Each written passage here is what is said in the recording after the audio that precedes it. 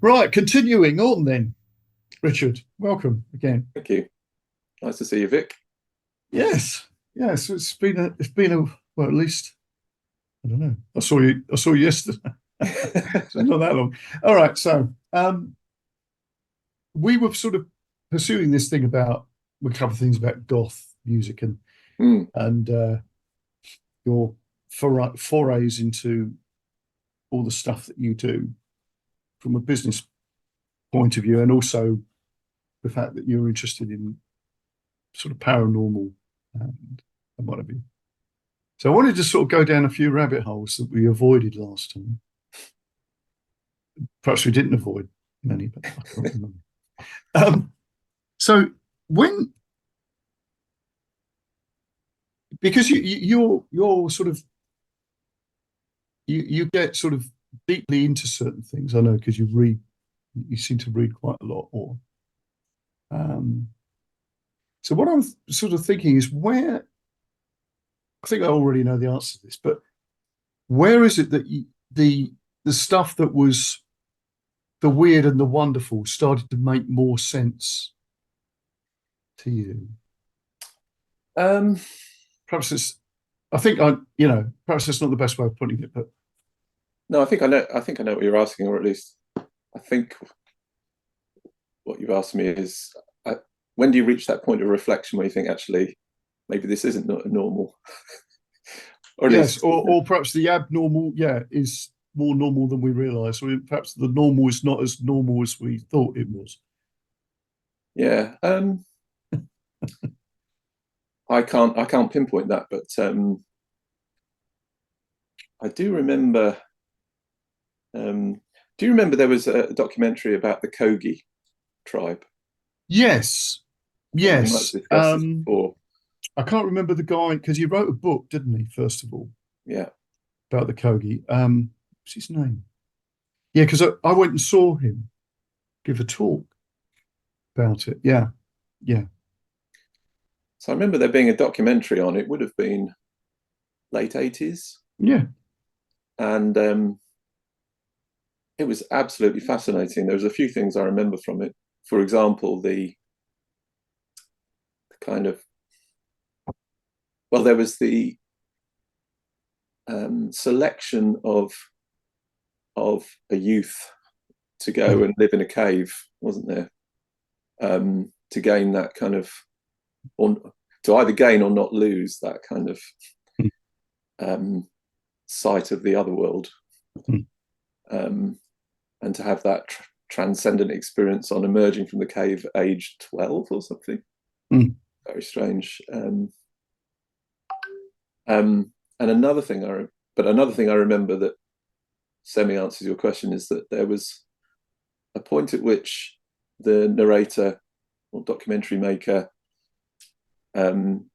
shows a rock in the territory which has got lines drawn all over it, and I'll never remember the actual words, but essentially what he said was, this is a map of the area, but it's not a physical map.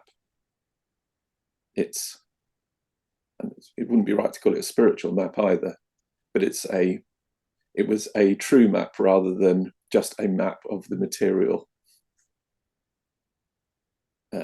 if you like, the material aspect of their realm. And it reminded me of those days pedaling about on my bicycle around the back roads of East Grinstead and Forest Row and environs, yes, following my nose and joining up a mental map of the area that, when I actually did look at it on a real map, thought, well, that's not right. But I could still find my way. And I think it wasn't so much that it wasn't so much the, if you like, the points. It was the fact that the distances between them were different. like there was a warp, and the 2D map, the projection map, didn't express it correctly, something like that. A bit like a tube, the tube map is a classic example. Yeah, that's interesting. I think those sort of things, it's those sort of events where you can't come back from. Yeah. When you experience something and it changes the, well, it changes your map, but I was looking for another word. There's something very different about how everything's wired up after that. So I've been interested in this because I think I had enough experiences when I was younger for that, for me not to have that moment where you go, and I sort of had to lose that much later than normal for something to happen to me much later, if you see what I mean. So it took me a while for that to happen. But I think for most people, and I'm dealing with a lot of people who have to go through that, or I'd sort of, I won't say I've taken them through that, but I suppose I do in a way, where they start to question what they thought they could do or couldn't do, in more to the case, because people believe that they can't do things. And I've always had that sort of thing. I used to get irritated by people when they said they couldn't do that. Now I'm a little bit more caring than I used to be, as a kid, because I just thought, well, it's just a case of just doing it. You believe you can't do it, you're not going to be able to do it. That was the attitude I had. But what I realise now, it's about programming. And that is happening so early now. And I think I avoided that. So what I was interested in was,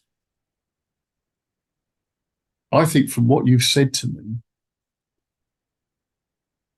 it didn't need to be that radical for you to join those. You could see something in a documentary and you were almost there, really, weren't you? That people could do that. Yeah.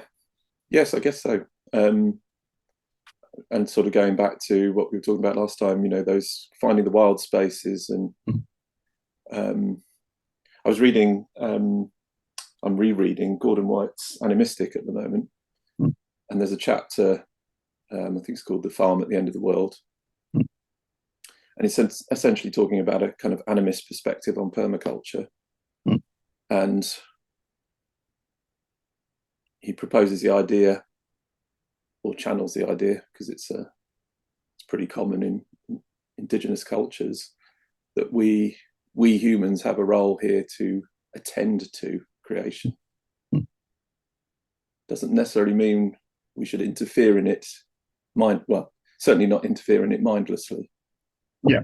But between us and the other creatures and entities, material or otherwise, we are co-creating and attending to creation in order to create something beautiful in return. Because it's a good metaphor, that, isn't it? Because it's a very ancient metaphor about gardening.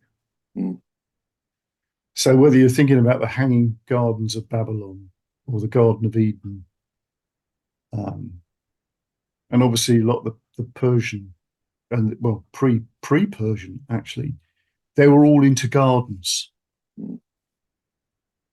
So there is something very interesting in that is deeply embedded in how we think that we want to curate. I think it's probably the best way of putting that, actually. Curate a garden. So maybe that's one of the oldest things that we have. I don't know. It's one of those, isn't it? It's one of those things you look at and you think there's something in that, isn't there? Mm. Even if that's your, you're a nomadic people, but you plant up places that are on your journey, which is quite common that people would do that.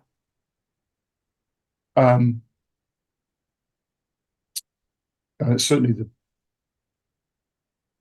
Native American people did. They were put there, whatever it was, their three sisters, down wherever. So that's an interesting thing. So yeah, I think you're talking about. You mentioned, your gateway drug type of thing to sort of stuff. But I think obviously my gateway thing is primarily music, but I think actually gardening must be another one. Really, Yeah. we want to sort of understand our role, how we sort of seem to be wired up. I think that business of curating and having some co-creation thing going on, I think this must be true to our nature in some way. Yeah. It's very topical at the moment because we've got some land nearby, and in one of the fields, with a mutual friend of ours, I'm engaged in a project to effectively plant trees and edible species in a field that's, when you first arrived, or when I first arrived at it, you would think, oh, this is a mess. And then you discover its beauty. And yes. And, the desire to help it along, but not fundamentally change it. Yes. So this is Moelyci, isn't it? Yes. Yeah. Yeah. I put a link to Moelyci in the previous show notes. So tell me about that. How did you get involved in that? So we moved to our current house about 10 years ago, and the reason for choosing it was partly because like the house, but like the land around it and the local community. And we were right on the doorstep of a community farm. I'm not sure how long it's been a community farm, but 2 or 3 decades. And I'd walk the paths of the farm with my wife, my daughter. Absolutely loved it. Would go there as often as possible. There's allotments, polytunnels, donkeys. People doing good things and loving it. It was beset with the usual challenges that come with community projects, financial and bureaucratic, and long story short, it ended up going into receivership, and a consortium was pulled together of existing members, people active there, neighbours and so on. And it just came at a good time from the point of view of us being able to make a contribution. And we bought a couple of fields and some of the buildings there. So the farm went from being community owned to owned by various people from the community, but essentially, largely speaking, the activities have continued. But rather than sort of being run by committee, it's run by individual landowners that are part of the mosaic, occasionally coming together to to iron out any niggles. So we got involved. We were a neighbour, and we were in the fortunate position to be able to join in when help was needed to save it from an uncertain fate, which might have included property development or something like that. So that was over 5 years ago now. And really, I didn't want to interfere with what was going on until I did, because about sort of halfway through that time period, I became concerned in particular about this field that I'm talking about. It had a load of apple trees that had been planted in it as part of a community project. and the sheep that graze the fields had one winter had just taken the bark off all of the trees because they wanted the nutrients beyond repair, as it turned out in most cases. And I just thought, someone needs to take care of this place, and everyone else is busy. And I put in a proposal to the sort of our new committee, and it was broadly supported. And eventually, we've sort of taken over.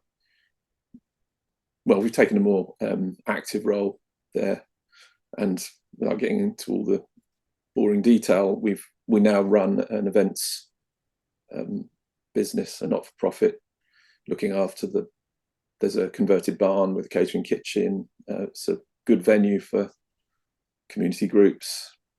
And we've got these 2 fields, one of which is just a beautiful meadow that we don't want to mess with. It's fringed by 100-year-old or 150-year-old oaks. And the other field, Cymeriad, has a beautiful view across to the Carnethy Mountains.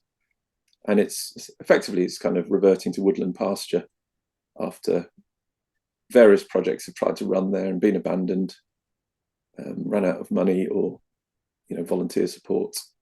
And so Steve Niner and I are there.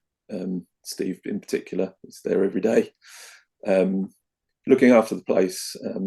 We've got some edible species. We've got a lot of native trees and companion plants planted up around the edges, and we've started planting into patches through the field where we need a windbreak, or it seems like a suitable area that's come from a couple of years of just observation and sitting with the land and seeing what feels right.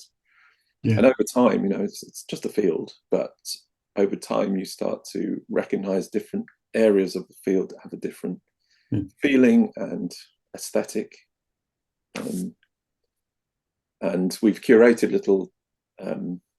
little spots for solo retreat camping, which happens infrequently, but you need some little private spaces. And those seem to respond really well. And it sort of made me think about what you were saying about even in nomadic days, when our ancestors weren't settling in one place for long, they would curate these little temporary homes, pay their respects by, planting the 3 sisters or whatever, with the plants that could nurture other humans and animals and move on. In a sense, we're doing that, but we're not moving on yet. Yeah. I think it's interesting. There's a couple of things that sort of sprung to mind with this. First of all, the fact that with permaculture, the first thing that you do is do nothing but watch, observe. Because obviously, instead of deciding that you're going to do something, it's almost like you're waiting for the cue for nature to just go, actually, this is good here, right? It's the type of environment that this will grow in, or because probably one of them is coming up already. I mean, the times that's happened to me in a garden where a herb that I've been taking, that I've sort of, collected from outside or whatever, and, sort of foraged, has started coming up in the garden. Not because I put it there.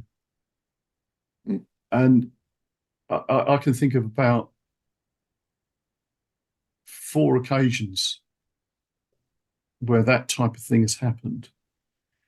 And to me, that's like, well, okay, I don't know why that is, but that is obviously something that seems to happen. And that is one of the things about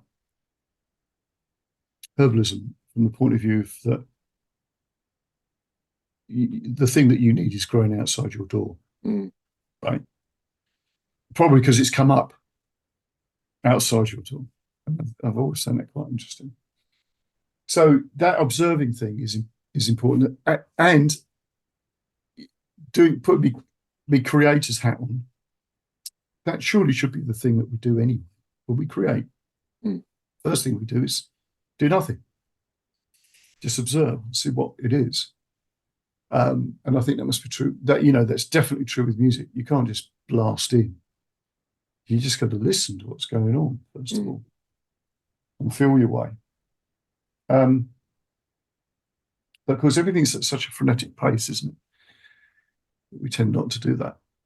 So that's interesting. So that was one of the things I thought it was really worth.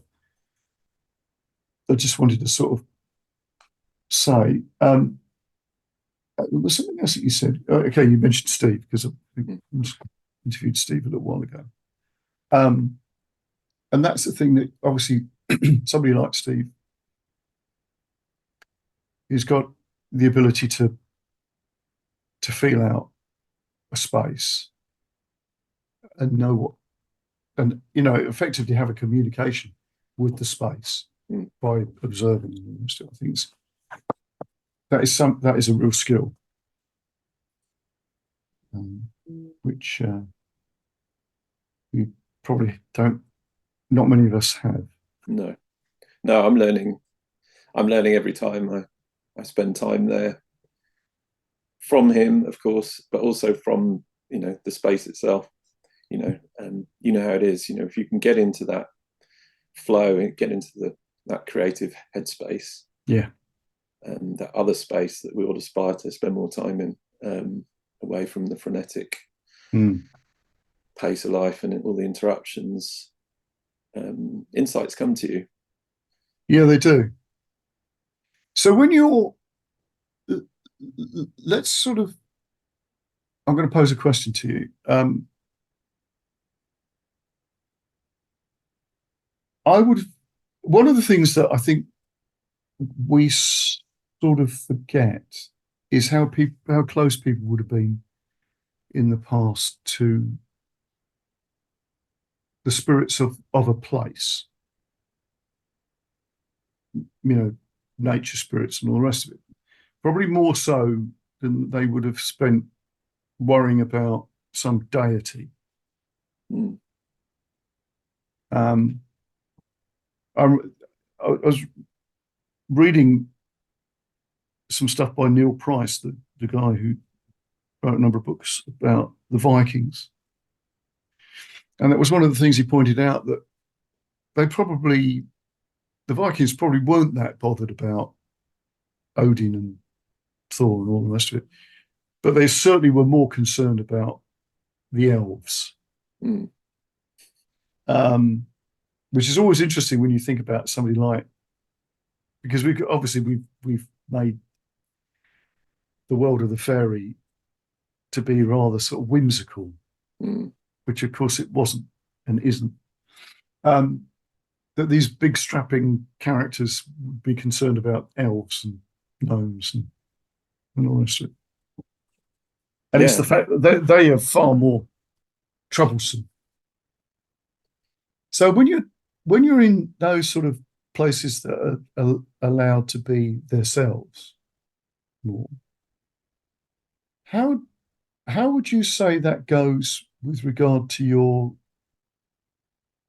that sort of thing where you can sense something about the land? How much does that change when it's allowed to be itself? Have you got any sort of things that you could? Yeah, so I have admiration and not a little jealousy for people that can actually see or interact directly with spiritual forms. I don't get that, but I still believe it has. It's of importance. They are of importance. For me, I'm looking out for synchronicities. Yes, and they can come in all sorts of forms. Yeah. But I think it's having the confidence in your belief or your allowance that could be true. I was a hardcore atheist materialist for many years. I don't know if I made a conscious decision, but I certainly at some point decided that, well, there have just been too many synchronicities now. Yeah. Too many anomalous experiences for me to keep that up. I have to adjust my metaphysics and just chill out. Yeah. Because again, this is sort of why I asked that original question. You know, whether there were these a transition point or whatever. And for some people, it is. Not for everyone, but you know, I certainly had. Even though I was obviously very open-minded, and because I had enough experiences with things early on to make me go like, okay, there's just no way I can disregard that stuff. You know, when people told you that these things didn't exist, and you thought, well, I'm sorry, I've seen some things that are well, they're not unexplainable. They are explainable if you just realise that there's something that seems to be able to slip into this world from somewhere else. You know, whether that's just in the way that you perceive it. Yes. You know. But I did have a couple of instances where some of the things that I was sort of like suddenly hit me around the head in such a way that you sort of go like, okay, fine. Do you get to that point of just not making judgments at all? Because I find that's probably easier. And I found it, again, going back to the sort of creative thing, I found it that helps enormously with that. Because it's like you don't shut any doors. So I was interested by that because I've had some interesting experiences in Wales where it's sort of things that you could experience in Sussex is ramped up in Wales. Had things disappear. Yeah. They literally disappear. And I spoke to some other people. I've spoken to you about spirit halls. That's right. And I went there because I interviewed Shivam O'Brien, who runs that. And Shiv's a great guy. And it's an amazing sort of community. But it's not, you know, it's a community that people they join it, work on the land, and then go off their ways. And I went there for a sort of a men's lodge thing. I went there a few times, and I'm hoping to get back there this year. Had a bit of a break, but we had a series of very odd things happen, one after another, right? And I took a walking, and we were told to bring things with us, right? And I brought a walking stick that I'd made out of an apple branch, and I'd placed on the top of it a sort of a gem, you know, I can't remember what it was, this natural stone. And we went around we did this sort of procession. We went around all the buildings. In other words, like, you know, blessing the buildings. And we had this extraordinary experience where it was raining, but not particularly heavily. But we got to this particular place where we put all these like prayer flags that we'd made out. And as we did that, it thundered and lightning as we did it, to the point where everybody just turned around and thought like, oh my God, that, you know, it was like talking to us. Anyway, we get back to the sort of the kitchen area, which is basically a tent, right? And I propped my stick up on on a chair or something, I can't remember. And as we were talking, and it was securely placed, I thought, and it fell over. I thought, oh, I picked it up, and the stone had gone. And it was, securely fastened into this thing, and it gone. Couldn't find it anywhere. So I mentioned it, and I turned around to the guy who was running this, Roberto, this amazing character. I said, bugger me, they've nicked my gem off the top of my stick. And he said, absolutely. He said, I'll tell you a story. He said, I was here and my wedding ring disappeared. And I thought, well, first of all, you think, oh, I'll put it somewhere. It's like, but I can't remember taking it off. Right?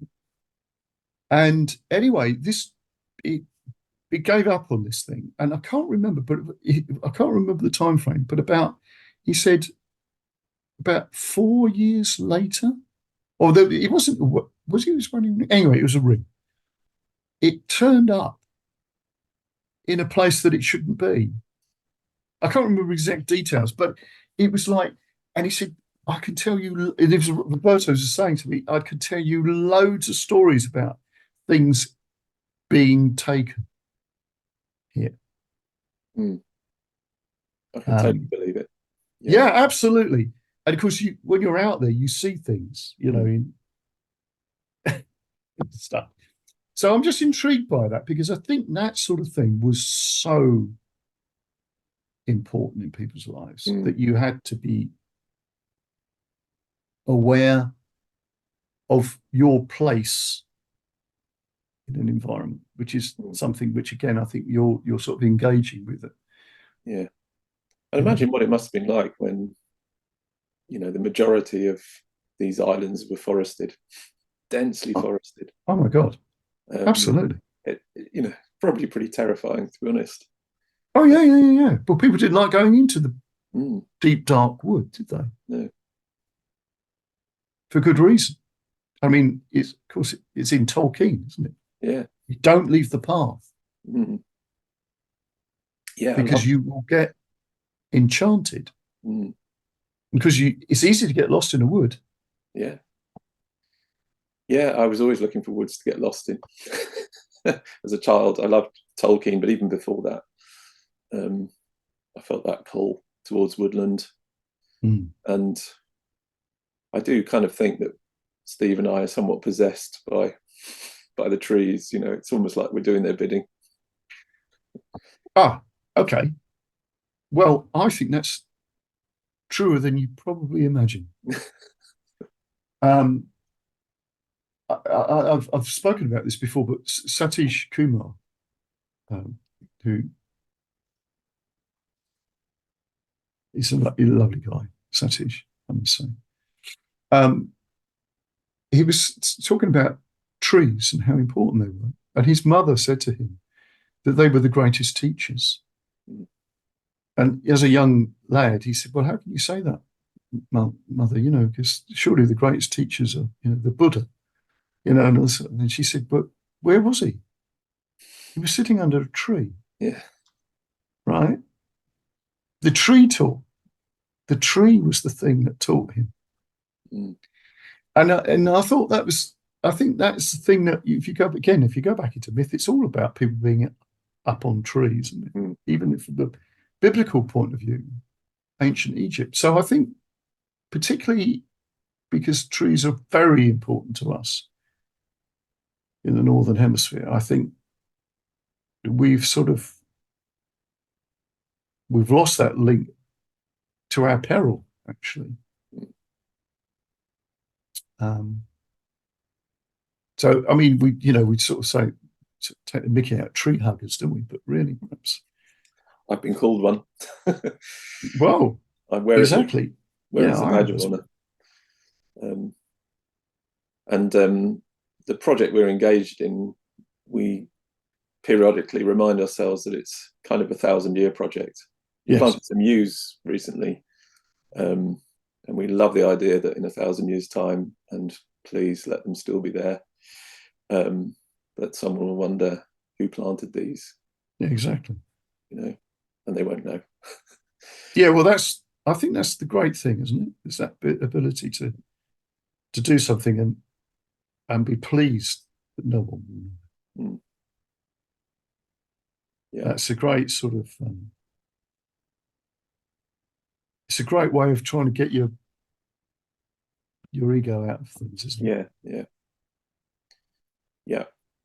There's another thing Gordon says in a particular chapter in Animistic, but it's talking about indigenous cultures and this idea that, you know, there is a mother spirit of all of these different species, and yes, if you spend time with them, you engage with the mother spirit, and you're calling the mother spirit back. yes, you know, you're getting their attention. yes. I think that's a good point, because again, that is something that I can remember reading in when I was younger, in the sort of Hindu thing about the sort of over spirit of a human, you know, that like you're part, again, it's like a tree.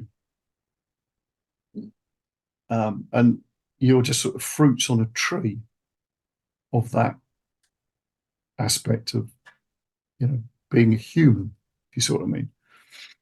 And I think that's a really important thing about that sort of however you want to call it, avatar. Perhaps that's not the right word now. It's sort of changed its sort of meaning, isn't it? Sort of Godhead. Perhaps that's not a good one either. A fountain, you know, that type of thing where you go, well, I get this sort of thing where you can think of yourself as an individual, like an apple, and potentially you could produce another tree, but you're also just a fruit of a tree. Yeah, it's interesting, and I think having that ability to think that way could solve a lot of problems. I mean, you know, I'm sure some people, even dear friends, would hear this and think, well, he's completely barking mad. And I don't care. You know, well, exactly, it doesn't matter, does it? No. I think what I've discovered is the joy of re-enchanting myself and, you know, the space where I live. I don't go around shouting about it. No. That's why you've reluctantly dragged me onto your podcast. But yeah, well, you're not really shouting about it here, because fortunately I'm not chasing thousands of downloads or anything. It's very select. Well, it is, and I think that's the interesting thing, because again, this dovetails back into what you're saying. I don't do this for anything other than the fact I'm nosy, and it is used to other people, but that's their choice, you know. And I certainly wouldn't want to get onto the bandwagon of trying to do something because that's, you know, there's going to be more downloads because of this episode. You know what I mean? And that gives it the opportunity for things to go in their own ways. You know? But for me, I've found that and I think it puts you in a better place mentally. There isn't the stress of thinking that what you're doing is really, really, really important. It's sort of like, well, I'm doing this because I'm drawn to this by something more expansive than myself. Yeah. And that, you know, we don't have to sort of whatever the word is. I can't get my words out. That's it. Thank you very much. You know, there's some extraordinary deity up there doing stuff. It's like, well, no, it's just the flow of how things are. And in a way, again, you know, when you're in that sort of stream of being, consciousness or whatever you want to call it, you know, you're in the flow of that, then really you can't, it's like that things that used to be in like, well, it's like in the I Ching where it goes, the great man is in the river or whatever. It's that sort of thing. And like you're in the place that you're supposed to be, and that's it. And there is no blame. Yeah.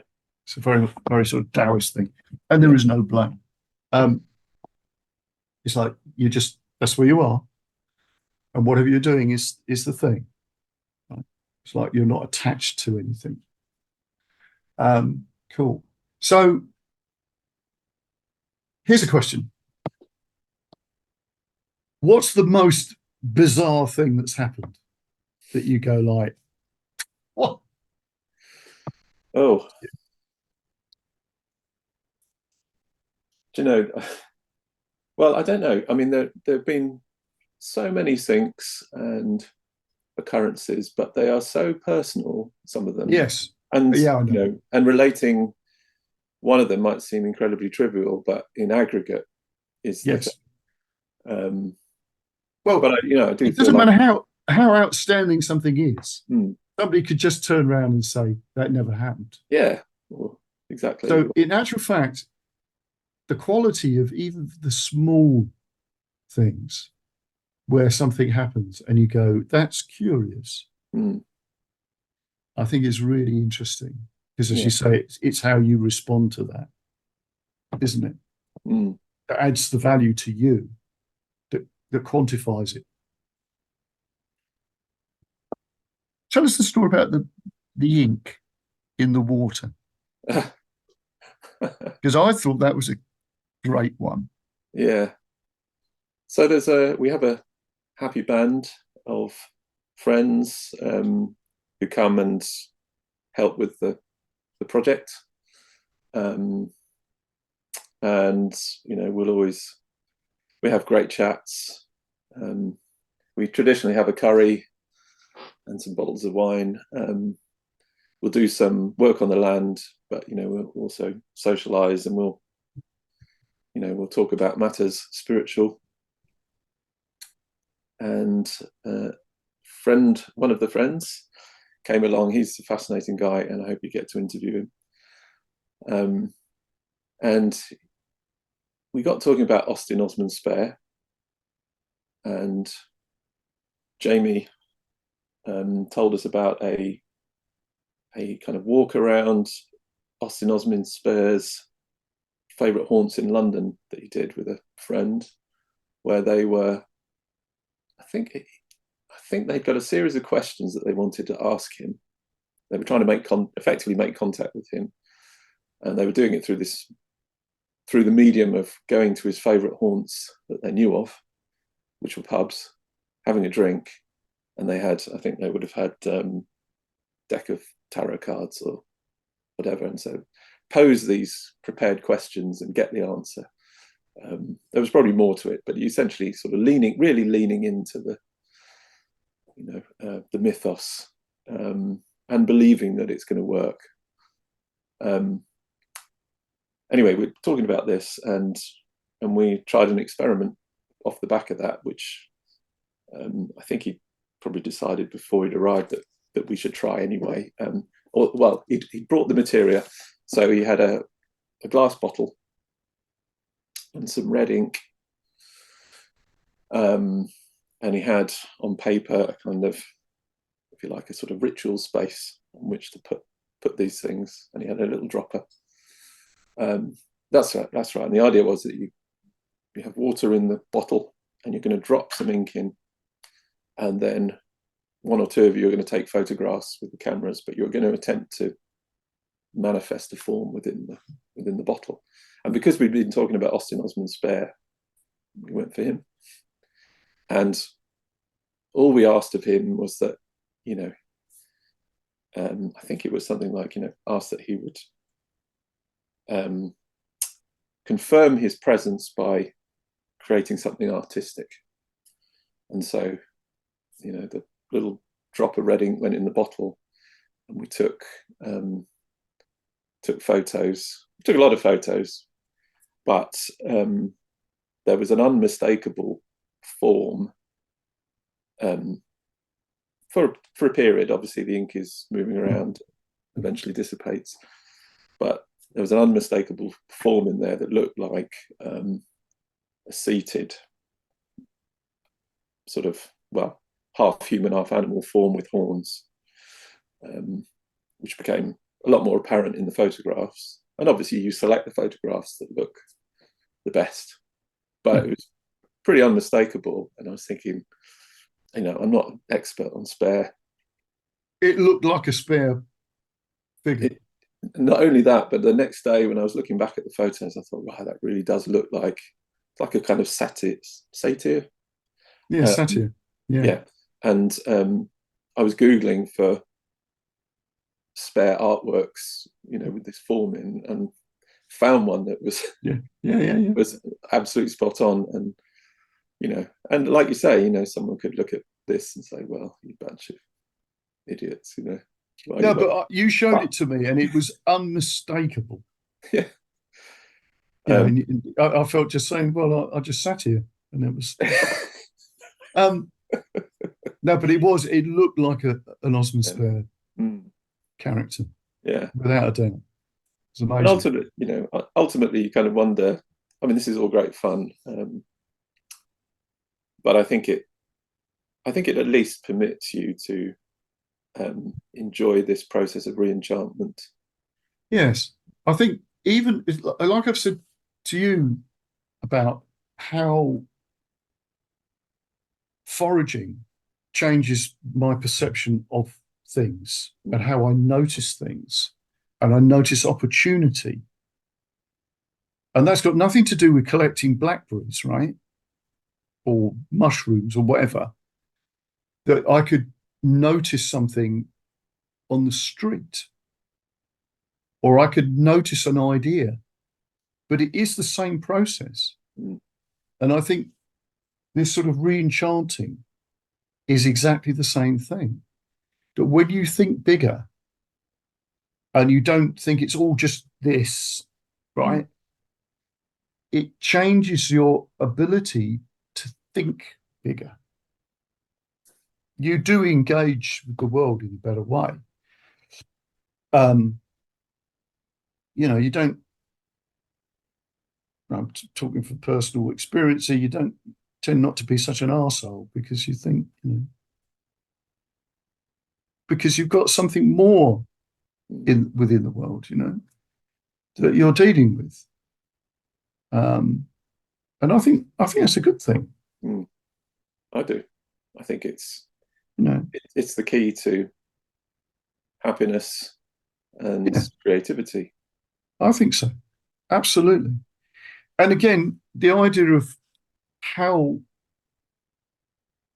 much your thinking can affect change in the world is a good thing to be aware of.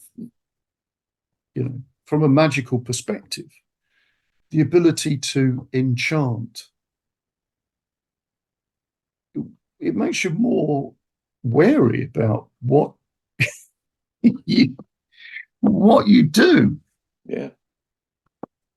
I mean, we've all gone down the route of, doing something that we probably think in retrospect was not such a good idea, because that's just life, right? But I think once you're aware that these things are tangible, you could make a lot of things happen in some way. You are co-creating even with that, obviously, that it makes you very aware of how you need to conduct yourself in the world. Yeah, I think it's a good thing. Again, this is what I've said to you about the NLP stuff. It's not a case of is it true or not? Does it work? And I would also, I could carry that, put an extra thing on that and say, if it takes you to a better place, then that's a good thing. Totally. And I think, I don't know much about modern psychiatry, for example, but I kind of rather suspect that there are certain beliefs that we hold and share that, you know, would be deemed to be indicators of mental illness. Yeah, because that's the yeah. We're back to the heresy thing. Yeah. But actually, you know, talk to people, you find that these thoughts are much more common than we think. Absolutely. But we've learned to censor ourselves. Because it's a heresy. Yeah. Which is what we were saying last time. Heretical thought is really important. I think it's important for the health of the organism. It is. And society. Yes. And it isn't to say that, you know, I think we said this last week or the week before, that, you know, we don't necessarily believe everything that we hear from people. No. But again, you know, this is the thing, that as soon as you get into this way of thinking, that you realize that reality is a bit of a slippery fish. Yeah. Right? Yeah. And nothing is really what it seems, actually. Well, that is the thing, isn't it? It's like when you start trying to deal with, well, who am I? At the end of it, it's like, well, I don't really know. What is real, you know? Who am I? So again, we're dealing with stuff where people don't want that in a society. And I get that, because, you know, because society is actually an artifice, really. And we have to sort of suspend a lot of things to make the artifice function. Yeah. But that doesn't mean to say that we should completely negate those things. They need to be operating underneath. It's a great metaphor to consciousness, isn't it? Absolutely, yeah. You know, we want all the things that make this artifice work. They have to be rational, right? Because otherwise, you know, we don't want politicians who are using tarot cards and all the rest of it. We don't want accountants being creative to the point of view that, you know what I mean? There are certain things that have to function on that side of the brain, in the body politic, if you like. Yeah. But really what's going on is this other stuff. Yeah. Right. Yes. So, yes, I think, you know, the way that we organize ourselves collectively has to be organized. It has to be reasonably repeatable and understandable, and that's all fine. But it's when that's taken to the extreme, and you know, anything that doesn't fall within those strict parameters is demonized. That's where problems arise. Yes. Yeah, exactly. Yeah. I mean, because in actual fact, even though we think, not so us, but society thinks that everybody follows the, you know, they take the drugs that are given to them and all the rest of it. Blah, blah, blah. But in actual fact, if you really knew, you would discover that lots of people don't take the tablets that are given to them. They self-medicate, or they don't medicate at all. Even the people that seem to be completely normal, because I've just spent time with my family, right? And you start realizing there are lots of things that's like, oh, I don't know. You know, I don't know. So you know that's going on a lot. And that's just on medication. So on every level, people aren't, you know, they just do whatever's necessary. Yeah. And I think that's the point. But on the surface, it looks like everything is done in a particular way, and people, you know, following on. And I think that's actually a good thing. I think that's a really good thing. Yeah, I do. I think, you know, it's great to be part of projects like the one we're involved in, and having the events facility for community events, and seeing people come together, different opinions from different walks of life and finding common ground, which is something that's becoming increasingly difficult in the world that's currently being created for us. Yeah, exactly. And I think this is the thing, that we've got to be aware that has to be, personal freedoms are really important, because otherwise we end up with the scenario which Stephen Fry quoted some psychologist saying, that if you had a piece of perspex floating on in a tank of water with a load of mice on it, it wouldn't tip over, because they are so chaotic. They aren't all doing the same thing at the same time. But if you scaled that up and got a load of humans on board, and they started to think about what they should be doing on this piece of perspex, it would tip over. Yeah. And that is the thing, again, it's like, if we all do the same thing, we've got a problem, because nothing in nature works where the signature of a plant is not diverse enough. It just gets wiped out. And I think that's the thing we've got to be very careful of, that expansive ability of thinking, where we can have lots of people who disagree, is really healthy. Yeah. I mean, how many times do we need to be reminded that monocultures lead to disaster? Exactly. We can't do that. But society wants monocultures, right? Because it's easy to manipulate them. But the problem is that is the surest way for us to finish ourselves off. But on that cheery note, we're doing our best to mess everything up for everyone. In order to protect society. So actually, that would be the thing, that the people in the future, right, who look at your yew trees that you've planted, they'll be able to go, we don't know who it was who did that, who planted these, but they saved us. Oh, yeah. Hey, can I read something to you? You can. It just occurred to me an hour or so before meeting you. Oh, hang on, you're not quoting any books that I know, are you? No, it's actually something that my wife wrote to herself. Oh, wow. And I don't know if I just found it, or I can't remember. She'd usually be a little bit shy of showing me something like this, but she showed it to me, and I absolutely love it. I've kept it, and don't often read it out. I've read it out once or twice to other people, and it's hard to get through it without getting a lump to the throat. But I just wanted to leave. Yes, that's lovely. With some positivity. So this is something that she wrote privately for herself, and I hope she doesn't mind me sharing it with the world. Here we go. Return to the moment. Focus. Rise up. One positive thought. Drink water. Great things are coming. Courage. You can do it. What you think, you become.